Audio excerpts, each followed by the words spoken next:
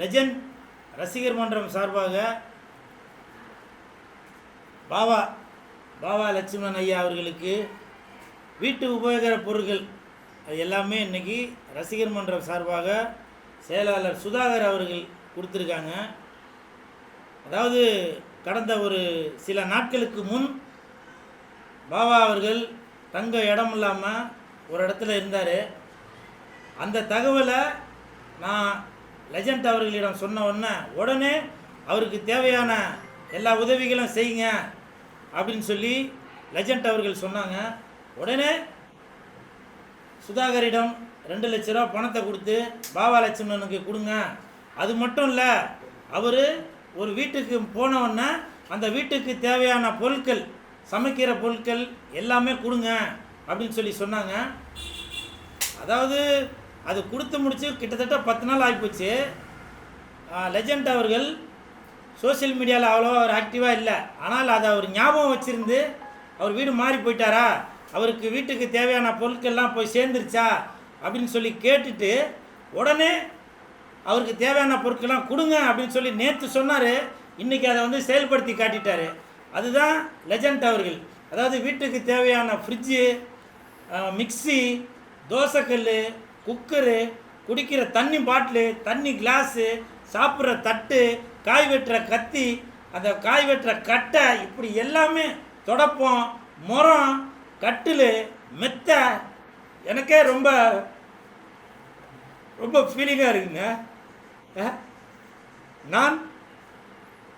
நான் நேசிக்கின்ற ஒரு தலைவன் லெஜண்ட் அவர்கள் இவ்வளோ ஒரு நல்ல குணம் உள்ளவரா அப்படின்றது எனக்கு இப்போ தாங்க தெரியுது.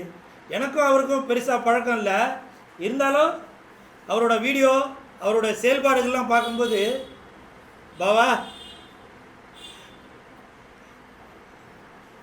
நான் எதுனா சொன்னேன்னா அது நீங்கள் வந்து வேறு மாதிரி பிரித்து சொல்லுவீங்க.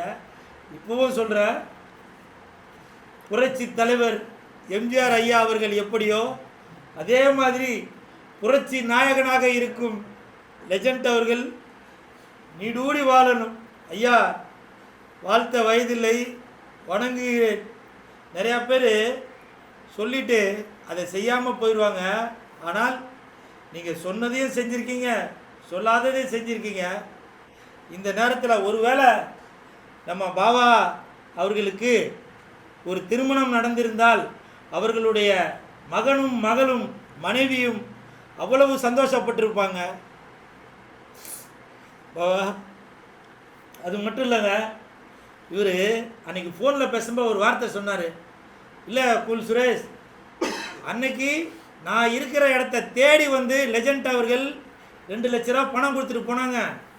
இந்த பொருட்களை வாங்குவதற்கு நீங்கள் வர வேணாம், அந்த லெஜண்ட் ரசிகர் மன்றத்தில் உள்ள அந்த சுதாகரையும் அந்த ரசிகர் மன்ற ஆஃபீஸையும் நான் பார்க்கணும், அதோட காலடியை நான் தொட்டு கும்பிட்டுட்டு போனோம் அப்படின்னு சொன்னீங்க.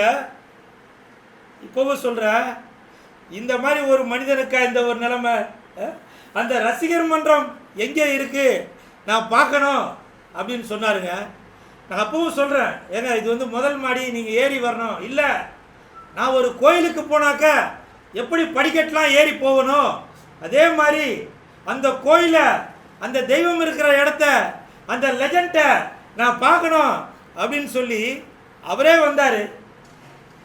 நீங்கள் நல்லா இருக்கணும் லெஜண்ட் ஐயா. இன்னமும் நீங்கள் பல கோடி மக்களுக்கு நீங்கள் உதவி செஞ்சுக்கிட்டே இருக்கணும். இப்போவும் நீங்கள் நிறையா செய்துட்ருக்கீங்க. எப்படி கல்வி கண் திறந்த காமராஜர் ஐயா அவர்கள் எப்படி மாணவர்களுக்கு உதவி செய்தாரோ அதே மாதிரி உங்களை நான் கல்வி கண் திறந்த காமராஜர் ஐயா அவர்கள் மறு உருவமாக தான் பார்க்குறேன்.